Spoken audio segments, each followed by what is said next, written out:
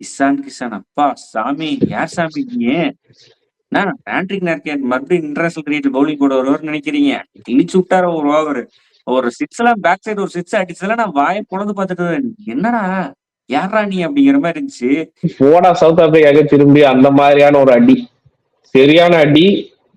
திலக் வர்மாலாம் திருப்பி இன்ஜுரியில இருந்து வர மாதிரியே ஒரு ஃபீல் இல்ல. போன யுஎஸ்ஏ மேட்ச்லயாவது கொஞ்சம் பொறுமையா இருந்தாரு. இதுல எல்லாம் போட்டு பிரிச்சுட்டாங்க. அக்சர் பட்டேல் உன்னை எங்க வைக்கிறது? ஓவர் போட்டா 2 ரன் தான். ஊரே 14 ரன் குடுத்துட்டு இருக்கு. நீ என்ன வெறும் 2 ரன் குடுக்குற? என்ன பவுலர் நீ?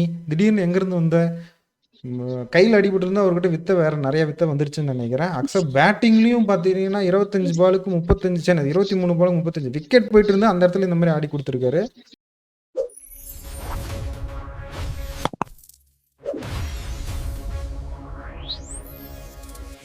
வணக்கம் மக்களே. வார்ம் அப் கேம்னா வார்ம் அப் கேம், இதுதாங்க warm up game. Warm up game கூட பாக்கல, போட்டு நான் அடி பேயடி உங்க கூட்டடி எங்க கூட்டடி போடா சவுத் ஆப்பிரிக்காவுக்கு திரும்பி அந்த மாதிரியான ஒரு அடி. சரியான அடி. திலக் வர்மாலாம் திருப்பி இன்ஜுரியில இருந்து வர மாதிரியே ஒரு ஃபீல் இல்ல. போன யுஎஸ்ஏ மேட்ச்லயாவது கொஞ்சம் பொறுமையா இருந்தாரு. இதுல எல்லாம் போட்டு பிரிச்சுட்டாங்க. அது பார்ப்போம். அபிஷேக் சர்மா கொஞ்சம் இதா ஆடினாரோ இன்னைக்கு, நான் அப்படி பாக்குறேன். நீ என்ன நினைக்கிற அதை பத்தி? இல்லை இன்னைக்கு ஆடின மேட்ச் பார்த்துட்டிங்கன்னா ஒரு 2 விஷயம் என் கண்ணில் பட்டுருச்சு. ஒன்று அபிஷேக் சர்மா, இன்னொன்று ரிங்கு சிங்கு. அபிஷேக் சர்மா வந்துட்டு ஒரு லெஃப்ட் ஹேண்ட் ஃபாஸ்ட் பவுலருக்கு கொஞ்சம் தடுமாறிட்டு இருந்தார் பார்த்தோம். அது இன்னைக்கு கொஞ்சம் ஒரு கன்ஃபார்ம் பண்ணுற மாதிரி 18 பாலுக்கு 24. நார்மலாக 18 பால்னா 50 போயிருப்பார். இன்னைக்கு கொஞ்சம் அந்த ஒரு ரன் தேக்கம் நடந்திருக்கு. அது எல்லா டீமும் வேற கவனிச்சிருப்பாங்க. அதனால ஒரு நல்ல pure left arm fast bowler கொண்டு வந்து அவர் விக்கெட் எடுக்க ட்ரை பண்ணுவாங்க. எனக்கு அது ஒன்று தான் கொஞ்சம் நெருட்டலாக இருக்குது. மற்றபடி நீங்கள் ரிங்கு சிங்கை பார்த்துட்டிங்கன்னா இன்றைக்கி அவர் மேலே வந்தார்னு கூட சொல்ல முடியாது. ஒருவேளை நம்மளது ஒரு 3-4 ஒரு 8 ஓவருக்கு ஒரு வேகமாடி ஒரு 3 விக்கெட் போயிடுச்சுன்னா ரிங்கு சிங் தான் இறக்குவாங்க. வந்தோடனே வேகமாக தான் ஆரம்பித்தார். எனக்கு தெரிஞ்சு 4 பாலில் 12 ரன் போயிட்டார். ஆனால் 13 பாலுக்கு 16 ரன் தான் அவுட்டு. இது எனக்கு கொஞ்சம் ரிங்கு சிங்கு தினேஷ் சொன்ன மாதிரி தான். முன்ன நான் யோசிக்கல இந்த ஆங்கிள் இருந்து. ஆனால் இப்போ இவர் அடிக்க மாட்டேங்கிறாரு, என்னன்னு தெரில. ஒருவேளை ஃபினிஷர்னா ஒரு 2 ஓவர்னா இவர் 40 போயிடுறாரு, 3 ஓவர்னா 40க்கு ரன் போயிடுறாரு. அந்த மாதிரி சுச்சுவேஷனில் மட்டும்தான் இவர் யூஸ் பண்ண முடியுமா அப்படின்னு. ஏன்னா இவர் இறங்கின இடத்துல நம்ம இன்னைக்கு சிவம் துபை இறக்கிருக்கலாம், ஹர்திக் பாண்டியா இறக்கிருக்கலாம். இருந்தாலும் ரிங்கு சிங்கை கொஞ்சம் மேலே இறக்கி இது பண்ணதான் எனக்கு 2 கன்சர்ன் தான். நீங்கள் பவுலிங்லாம் வார்ம் அப்னா படுத்துக்கிட்டு பவுலிங் போடுற மாதிரிலாம் நீங்கள் நம்ம பிளேயர்ஸ் போட்டுட்டு இருந்தாங்க. அபிஷேக் சர்மாலாம் 3 ஓவர் போடுறாரு. திலக் வர்மா, எல்லாரும் எல்லாம் போட்டிருந்தாங்க. பவுலிங் பற்றி நான் பேச விரும்பலை. பவுலிங் நம்ம நார்மலாக 240னா என்ன பண்ணுவோம் பண்ணிட்டோம். எனக்கு இந்த 2 கன்சர்ன் மட்டும்தான் இந்த மேட்ச்ல இருந்து தெரிஞ்சுது. மற்றபடி இஷான் கிஷன் திரும்பியும் தூங்கி எந்திரிச்சு வந்து 50 அடிக்கிற மாதிரி அவர் எல்லா மேட்சையும் பிடிச்சா சாத்திட்டு இருக்காரு. திலக் வர்மா எப்பா எப்படி போனோ அதே திலக் வர்மா இன்னும் கொஞ்சம் பவர் ஏற்றிட்டு வந்திருக்காரு. திலக் வர்மா கிடைச்ச இடத்தெல்லாம் அடிக்கிறாரு. சூரியகுமார் சொல்லவே தேவையில்ல, அந்த ஃபாஸ்டஸ்ட் 30 வந்துருச்சு, 16க்கு 30. அதுதான் அவர்கிட்ட எதிர்பார்க்குறோம். அதே மாதிரி ஆடினாருன்னா இன்னும் கொஞ்சம் பூஸ்ட் பண்ணாருன்னா போயிடும். அக்சர் பட்டேல் உன்னை எங்கே வைக்கிறது? ஓவர் போட்டால் 2 ரன் தான். ஊரே 14 ரன் கொடுத்துட்டு இருக்கு. நீ என்ன வெறும் 2 ரன் கொடுக்குற? என்ன பவுலர் நீ? திடீர்னு எங்கேருந்து வந்த? கையில் அடிபட்டு இருந்தால் அவர்கிட்ட வித்த வேற நிறைய வித்த வந்துருச்சுன்னு நினைக்கிறேன். அக்சர் பேட்டிங்லயும் பார்த்தீங்கன்னா 25 பாலுக்கு 35 23 பாலுக்கு 35 விக்கெட் போயிட்டு இருந்தா அந்த இடத்துல இந்த மாதிரி ஆடி கொடுத்துருக்காரு. எனக்கு தெரிஞ்ச அக்சர் பட்டேல் வந்துட்டு ஒரு பியூர் ஆல்ரவுண்டர் இதை காட்டுறாரு. மற்றபடி இந்த டீம்ல ஒன்றும் சொல்றதுக்கு இல்லை. நீ அக்சர் பட்டேல பார்த்தீங்கன்னா ஜடேஜாவோட ரோல அப்படியே பிடிச்சிட்டாரு. ஜடேஜா மேலேயே பண்றாரு. அப்கிரேட் கொடுத்து 2.0 ஆடிட்டு இருக்காரு.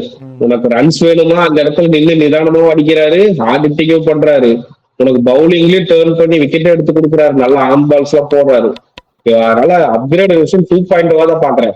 அப்புறம் இந்த ரிங்கு சிங் பத்தி பேசுனது வந்து எனக்கு ரிங்குவை நான் இப்போ கேம் டைமுக்காக ஆடினாங்கன்னு நான் நினைச்சுக்கிறேன். ஏன்னா ரிங்குல இல்ல கீழே இறக்கணும், சிவம் துபே தான் மேல ஆடணும். எனக்கு தெரிஞ்சு ஹர்திக் பாண்டியாவும் ரிங்குவும் ஒரு பினிஷிங் ரோல் ஆடினாங்கன்னா அதுல யாரோ ஒருத்தர் ஃபெயில் ஆனா கூட அக்ஷர் வந்து அடிச்சு கொடுப்பாரு. அதனால ரிங்கு கொஞ்சம் கேம் டைமுக்காக ஆடின மாதிரி எனக்கு தூபே தான் மேல ஆடணும்ட்டு என்னோட விருப்பம். மேல ஆடினா அவருக்கு கொஞ்சம் இன்னும் நல்ல பால்ஸ் கிடைக்கும், நல்லா ஸ்பின்னு நல்லா ஆடக்கூடிய ஒரு தூபே நம்ம எல்லாத்துக்கும் தெரியும். இல்ல சவுத் ஆப்பிரிக்கால ஜார்ஜ் லிண்டே ஓப்பனிங் இறக்கி விடும்போது நம்ம ஸ்கைக்கு பதிலா சிவம் டூபே ஆரம்பிச்சிருக்கலாமோ? ஏன் நான் அதை கேட்கறேன்னா, சிவம் டுபேக்கு இந்தியா vs நியூசிலாந்து சீரிஸ்ல பெருசா பேட்டிங்கே கிடைக்கல. அந்த ஒரு மேட்ச் தவிர நம்ம சிவம் டுபே ஆர்ச்சாமி பயங்கரமா பேசணும். அந்த மேட்சை தவிர மீதி எந்த மேட்சுமே பெருசா பேட்டிங் கிடைக்கல. பவுலிங்கான ஆட்டாட்டா 1 ஓவர் 2 ஓவர் போட்டுட்டு இருந்தாரு. இசான் கிசான் அப்பா சாமி யார் சாமி நீ? நான் பேண்ட்ரிக் நார்கேன் மறுபடியும் இன்டர்நேஷனல் கிரிக்கெட் பவுலிங் கூட வருவார்னு நினைக்கிறீங்க? கிழிச்சு விட்டாரு ஒரு ஓவர். ஒரு சிக்ஸ் எல்லாம் பேக் சைடு ஒரு சிக்ஸ் அடிச்சதுல நான் வாயை பொழந்து பார்த்துட்டு என்னடா யாரா நீ அப்படிங்கிற மாதிரி இருந்துச்சு. இசான் கிசான் அடிக்கிற போது அபிஷேக் சர்மா நான் உங்ககிட்ட இந்தியா vs நியூசிலாந்து ஒரு 2020 சீரீஸ் ஃபுல்லா சொல்லிட்டு இருக்கிறதா அவர் வீக்னஸ் இருக்கு. ஐபிஎல்ல நல்ல பவுலிங் போடுற டீம் நல்லா செட் பண்ணி எடுப்பாங்க. மொக்கையா பாடுற பவுலிங் போடுற டீம் வந்து கிழிச்சு விட்டுருவாரு. அதே மாதிரி நியூசிலாந்து டீம் மொக்கையா பந்து போட்டாங்க, கிழிச்சு விட்டாங்க.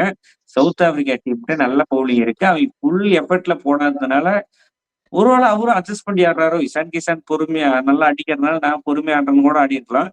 எப்படி நம்ம வந்து வேர்ல்டு கப் ஸ்டார்ட் பண்ணாதான் தெரியும் வீக்னஸா இல்ல வந்து நான் இன்னைக்கு இது மாதிரி ஒரு இன்னிங்ஸ் ஆடி பாக்குறேங்கிற மாதிரி ஆடினாரா நான் இதை அப்படிங்கிற பொறுத்து தான் பார்க்கணும். நான் இதை ஒத்துக்க ஒரு மாட்டேன். நம்பர் எப்படி பேட்ஸ்மேன் நம்ம எடுத்தோட குறை சொல்லிடக்கூடாதுல்ல.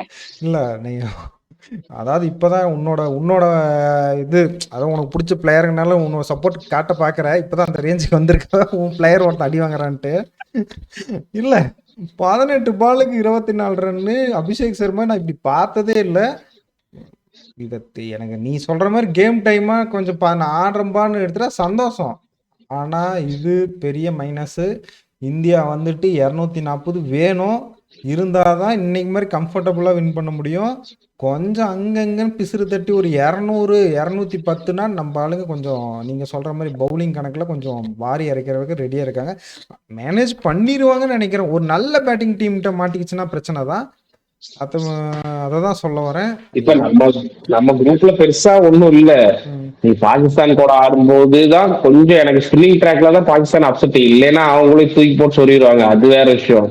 பெருசா நம்ம குரூப்ல ஒன்றும் த்ரெட் கிடையாது. சூப்பர் 8 போனீங்கன்னா தான் உங்களுக்கு. அது இல்லாம சவுத் ஆப்பிரிக்கால டீகாக் பெர்ஃபார்ம் பண்ணல. டீகாக்கு மேட்ச்ல இதுக்கு பெர்ஃபார்ம் சூப்பரா பண்ணிட்டு வந்திருக்காரு. எனக்கு தெரிஞ்சு வேர்ல்டு கப் ஸ்டார்ட் ஆகணும்னு நல்லா பெர்ஃபார்ம் பண்ணுவாரு நான் நம்புறேன். இல்ல நீங்க நல்லா பண்ணியிருந்தாரு.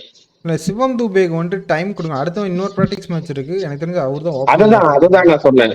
சிவம் இப்ப ரிங்கு இன்னைக்கு இறங்க இடத்துலயே சிவம் துபேக்கு கேம் டைம் ரொம்ப தேவை. ஏன்னா சிவம் துபே தான் நல்ல ஃபார்ம்ல இருக்காரு. ஹர்திக் அடுத்து ரிங்கு சிங்குமே நல்லா ஆடுறாரு. கரெக்டா பினிஷ் பண்ண மாட்டாரு. இந்த சீரீஸ்லயுமே நியூசிலாந்து சீரீஸ்லயுமே பாத்தீங்கன்னா அப்படிதான். நல்லா ஒரு டப்பு டிஃபன் அடிக்கிறாரு. திடீர்னு ஒரு டிஃபென்ஸ் மோடுக்கு போயிடுறாரு. அதனால இன்னொரு பிராக்டிஸ் மேட்ச்லயுமே இன்னைக்கு ரிங்கு ஆடின இடத்துலயே சிவம் துபே ஆடி இருக்கலாம். நல்ல கேம் டைம் கிடைச்சிருக்கும். நிறைய ஓவர்ஸ் ஆடி இருப்பாங்க. என்னமோ இன்ஜுரிக்காகவோ என்ன பயப்படுறாங்கன்னு தெரியல. ஆனா அடுத்த பிராக்டிஸ் மேட்ச்லயாவது சிவம் துபே கொடுத்தா கொஞ்சம் இன்னும் பெட்டரா இருக்கும். அவர் பேட்டிங் இன்னும் கொஞ்சம் இம்ப்ரூவ் பண்ணிக்குவார். இல்லை சிவம் துபேக்கு இன்ஜுரி ஆகிறதுலாம் பார்க்கல. அவங்க என்ன நினைக்கிறாங்கன்னா சிவம் துபே ஒரு பவுலர்னு நினைக்கிறாங்கன்னு நினைக்கிறேன். அதனால பேட்டிங் தர மாட்டேங்கிறாங்க. ஃபாஸ்ட் ஆடுறாரு. அதுக்கு மேல அவருக்கு என்ன ஆயிருதுன்னு தெரியல. அதுதான் நான் சொல்றேன். இப்ப அந்த ரிங்கு சிங்க்கு கீழே கைக்கே மேட்ச் போவாது எனக்கு தெரிஞ்சு. Match most of the games Rinku சிங்க்கு கீழே எல்லாம் மேட்சே போக போறது இல்ல. இன்கேஸ் இஃப்னு சொல்லி ஒரு வார்த்தை போட்டு மேல எல்லாம் விக்கெட் போயிடுச்சுன்னா கௌதம் கம்பீர் ஒரு ஆளு மேல லெஃப்ட் ஹேண்ட்ல அவுட் ஆயிட்டாங்க. ரிங்கு எது பேட் எடுத்துட்டு மேல இறக்கி விட்டாருன்னு என்ன பண்றது? ரிங்கு சிங் இருக்கிற ஒரு பிரச்சனை என்னன்னா இன்னிங்ஸ் பில்டு பண்றதுக்கு பேர்ல 25 பந்துல 25 ரன் அடிச்சிருவாரு. அவர் விக்கெட் கொடுக்காம அதை வந்து கேபிட்டலைஸ் பண்ணாம அப்படியே அந்த 25 பந்துக்கு 25 ரன்னுங்கும் போது அவுட் ஆயிடுவாரு. அதனாலதான் நம்ம எப்ப பார்த்தாலும் ரிங்கு சிங் 8 பந்துக்கு 8 ரன்னு 14 பந்துக்கு 14 ரன்னு அப்படி ஸ்டாட்ஸ் காட்டுறதுக்காரமே இதான் பெரிய பிரச்சனை அவர்கிட்ட. சரி, என்ன தலைவன் ஹர்ஷித் ராணா ஸ்குவாட்ல ஆடுறதுக்கு வாய்ப்பு இருக்கா? தம்பி 16 ரன்னு நான் தான் சொல்லிக்கிட்டே இருக்கேன். நீங்க கேட்கவே மாட்டாங்க. அவரு வந்து எங்க தலைவர் இங்க ஹர்ஷித் சிங் பிளேயிங் 11ல ஆடுறதுக்கு ஹர்ஷித் சிங் ஒரு பவுலரான்னு கேட்டுக்கிறாரு. ஹர்ஷித் ராணா வேற. அவரு நம்ம ஃபர்ஸ்ட் வந்து நான் ஆரம்பிக்கும் போது 12 ரன் ரேட் போறாருன்னு 14ன்னு இப்ப நீ 16ல கொண்டாந்து விட்டுருக்காரு. அடுத்தது 18ல போவோம். அவரெல்லாம் எடுத்துட்டு வராதீங்க, கம்முன்னு இருங்க போதும். சரி, இப்போ இன்னொன்னு சொல்லு எனக்கு.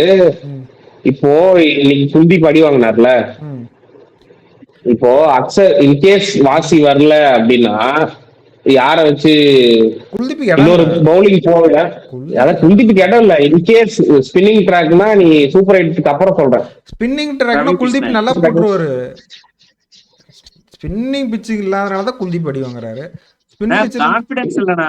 எல்லாரும் நல்லா போடுறப்ப கான்பிடன்ஸ் இல்லன்ற இவனுக்கு நல்லா போனீங்கன்னா அவர் மேலதான் தப்பு. இல்ல நான் கான்பிடன்ஸ் கூட சொல்ல. குல்தீப்ப இந்த நியூசிலாந்து சீரீஸ்லயே பார்த்தோம்னா இயர்லியா பிக் பண்ணிடுறாங்க. 3-4 பால்ல இயர்லியா பிக் பண்ணி ஒரு 6 4 அடிச்சு அவர் கான்பிடன்ஸே அப்படியே அப்செட் பண்ணிடுறானுங்க. அதுக்கப்புறம் ஏதோ ஒரு நல்ல பால் போட்டு அவர் விக்கெட் எடுக்கிறாரு. இப்ப அந்த மாதிரி சொல்றேன், அவர் ஈஸியா பிக் பண்றாங்களோன்னு சொல்றேன் நான். இல்ல எனக்கு தெரிஞ்சு குல்தீப் நம்பலாம். எனக்கு ஒன்றும் அவ்வளோ நம்ம பேட்டிங் ட்ராக்கா இருக்கணும். ஏன்னா 240 அடிச்சு வச்சிருக்காங்க, ஒரு 12 ரன் கொடுத்தா தப்பு இல்லையா, அந்த மாதிரி தான் இருக்கு எனக்கு. அவர் ஓவரை கம்ப்ளீட் பண்ணல. 4 ஓவர் போட்டிருந்தா மேக்ஸிமம் ஒரு 38 ரன்னுக்கு ஒரு 3 விக்கெட் எடுக்கக்கூடிய ஆளு. நான் விக்கெட்ல அவர்கிட்ட விக்கெட்டு தான் நான் எதிர்பார்க்கறேன். 38க்கு ஒரு 3னா எடுத்துக்க மாட்டீங்களா?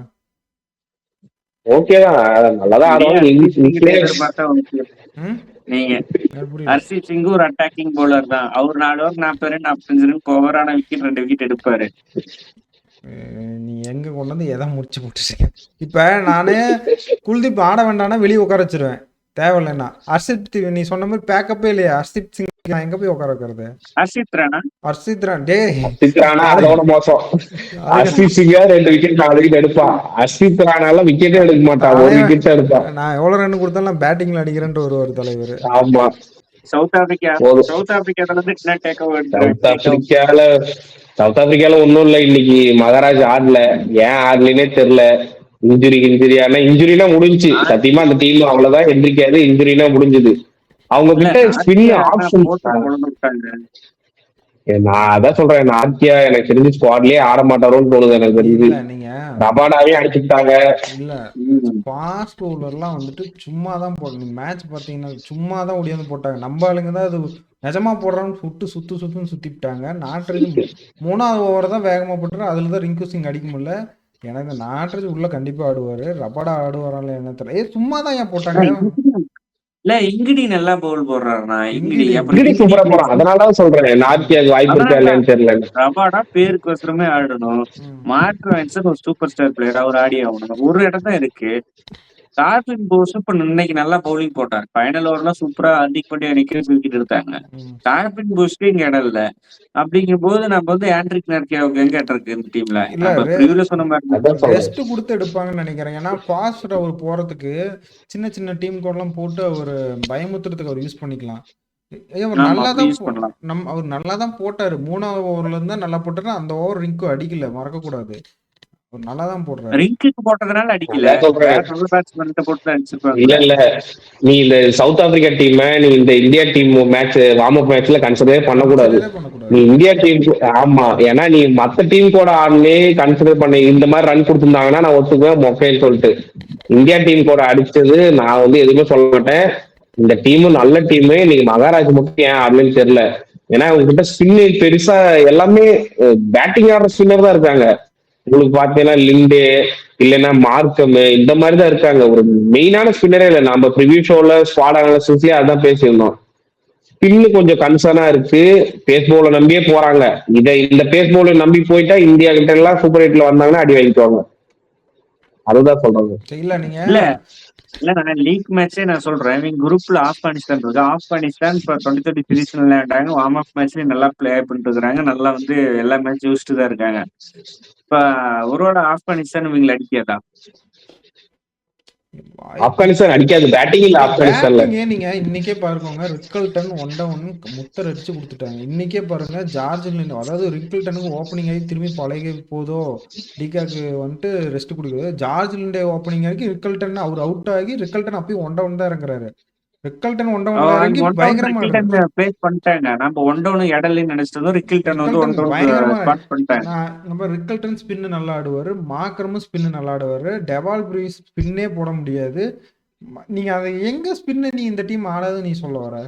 ஸ்பின் நல்லா ஆடுற ஸ்பின் ஆடாது மீன்ஸ் ஸ்பின் போடாது. ஸ்பின் ஆடாது இல்ல, ஸ்பின் போடாது. போடுறதுக்கு ஆள் இல்ல, போடுறதுக்கு ஆள் இல்ல. இதுல போட்டா அடி வாங்குற மாதிரி இருக்கு. இல்ல நீ இந்த லீக் மேட்சஸ் விட்டுரு. நான் தான் சொல்லிட்டேன் சூப்பர் 8 வந்துருவாங்க. சூப்பர் 8ல இதே சேம் பவுலிங் அட்டாக்க சேம் இந்தியா மைண்ட் செட்லயோ இங்கிலாந்து அந்த மாதிரி டீம் கூட எல்லாம் மாட்டிட்டாங்கன்னா சரியான மாத்து வாங்கிடுவாங்கன்னு சொல்றேன் நான். சரி சொல்லுங்க, இந்த லீக் T20 முடியும் போது யாரு ஹையஸ்ட் விக்கெட் டேக்கர் சொல்லு? நீங்க சொல்லு பிரபு. ஹர்ஷீப் சிங்கா? வருண் தினேஷ் வந்து ஹர்ஷீத் சிங் சொல்லியிருக்கான். வருண் சக்கரவர்த்தி. நீ வருண் சக்கரவர்த்தி. ஒண்ணு சொல்றேன், எல்லாத்துக்கும் ஷாக்கா இருக்கும். அக்சர் பட்டேல்.